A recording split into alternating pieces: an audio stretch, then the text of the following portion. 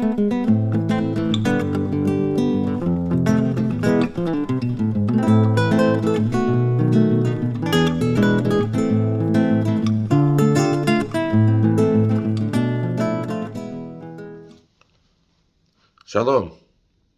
I'd like to thank Rabbi Ben Shlush and Rabbi Owen for inviting me to participate in this worthy initiative of disseminating Torah from Rhodes. There's a wealth of Torah that came from our great sages who lived in Rhodes, and I think it's a very worthy project to take this and try to bring it as much exposure as possible. I'd like to share a brief thought on the holiday upcoming, which is Pesach, and it comes from Rabbi Rahamim Yeuda Yisrael. Rabbi Rahamim was appointed chief rabbi of Rhodes in 1882. He was, of course, a member of the famous Yisrael family from Rhodes, and he served in the capacity of chief rabbi for 10 years until his passing in 1892. Incidentally, he passed away on the first night of Pesach, Tafresh Nun Bet, 1892, at the age of 76. Rabbi Rahamim authored a book, a sefer, called Benyamin, and in the latter half of the sefer, he included a number of derashot, sermons that he delivered in various occasions. One of these sermons was a Shabbat Hagadol derasha, a derasha that he preached on the Shabbat before Pesach, Shabbat Hagadol, in 1891. So it was delivered exactly 1 year before his passing, and he delivered it at Kal Grande, which is one of the main kehilot in Rhodes. And as it was the custom really throughout the Jewish world, that the rabbi of a community would deliver the Shabbat Hagadol derasha, and any good rabbi would have to strike an important balance. Balance included, on the one hand, having the derasha cater to a very high level of scholarship and include elements that were speaking to the Talmidei Chachamim, to the Torah scholars in the audience. And yet, on the other hand, the rabbi didn't want to speak over the rest of the group that was there, the common folk, and the derasha should also contain a number of elements that regular people could appreciate and understand. And I think that certainly was the case with respect to Harav Rahamim's derashot. In this particular derasha, it's as I said before, the derasha normally, it lasted a number of hours, and this derasha was very lengthy. But I want to focus in particular on one specific aspect that he discusses, which is the part of the Geulat Mitzrayim when Bnei Israel were delivered from Egypt. So they were tasked, or they were ordered to collect the silver and gold from the Egyptians and to bring what was called the rechush, the bounty, that bounty out of Egypt. And the Gemara in Berachot, Daf Tet, asks the question of why Bnei Israel were tasked with this, with this order from HaKadosh Baruch Hu. Why was it necessary? Why were they ordained that they had to, bring the rechush out of Mitzrayim? And the Gemara explains that it goes back to the nevuah that Avraham Avinu received 400 years earlier, that when HaKadosh Baruch Hu told Avraham Avinu that his descendants were going to be enslaved and oppressed in a foreign land. So one of the things that HaKadosh Baruch Hu said is that when he was going to deliver them, he said that they were going to leave with a great bounty. So it was that Avraham Avinu shouldn't say that parts of the nevuah were fulfilled. The part that that Bnei Israel were going to be delivered and that HaKadosh Baruch Hu was going to take them out was fulfilled, but the other part that they were going to leave with the rechush gadol, with a great bounty, remained unfulfilled.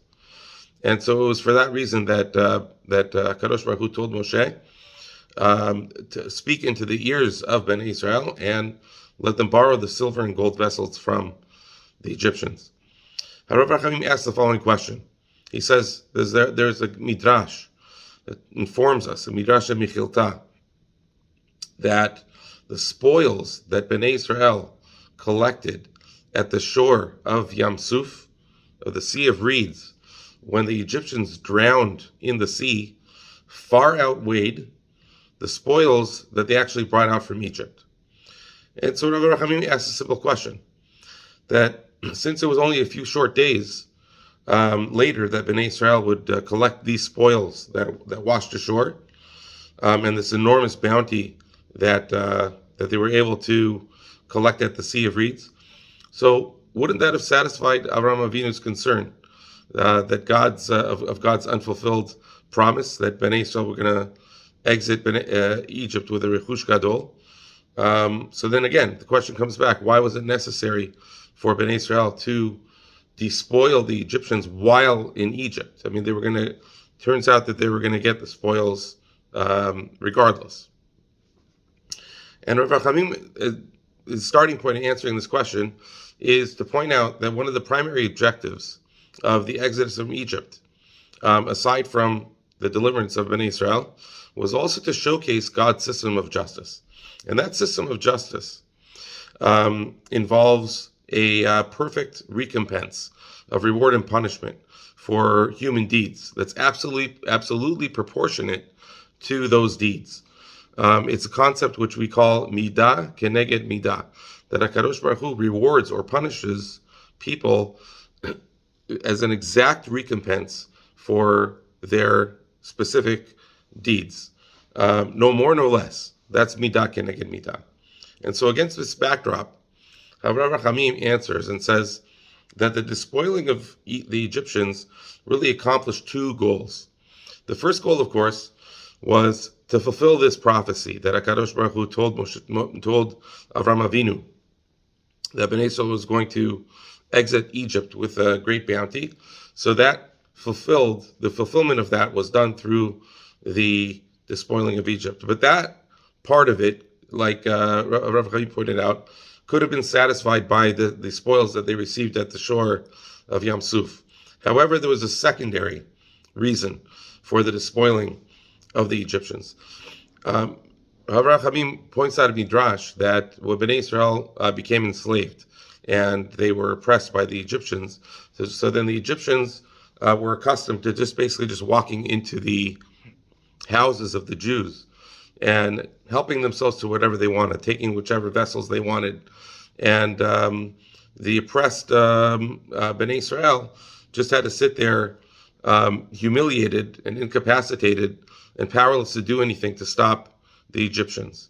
So it was this exact same deed, this sin that the Egyptians committed against Bnei Israel, that was paid back when it was Bnei Israel's turn during the Makot, during the plagues, where it was they who would then go into the Egyptians' homes and take the silver and take the gold vessels, and while the Egyptians were the ones at that point that had to sit back and remain and were incapacitated. It was an exact recompense. It was a midah keneged midah for that element of the experience of Bnei Israel in Egypt. And it was that. So that's why it was necessary that Bnei Israel had to do that while they were in Egypt, because if they didn't, then that part of the midah keneged midah would have not been realized. So he answers very beautifully in that way. And just to top it off, he also provides a very clever answer as to the peculiar and redundant language that the Gemara applies, and says that when HaKadosh Baruch Hu came to Moshe, he says, "Bevakasha mimach, I plead with you, lich ve'emor lahem leYisrael, go tell Bnei Israel, bevakasha mikem, I'm pleading with you, sha'alu Mitzrayim, so go borrow the vessels from Mitzrayim." Why does the Gemara say bevakasha mimach, and then again it says bevakasha mikem? So it's really the same phrase, the same term. So Rabbi Rahamim cleverly points out that it was with the word bevakasha mikem, the word mikem is really a notricon. It's an acrostic of mem kaf mem, midah keneged midah. And in this way, the Gemara is really hinting to the idea that was brought out by Harav Rahamim. Have a wonderful day.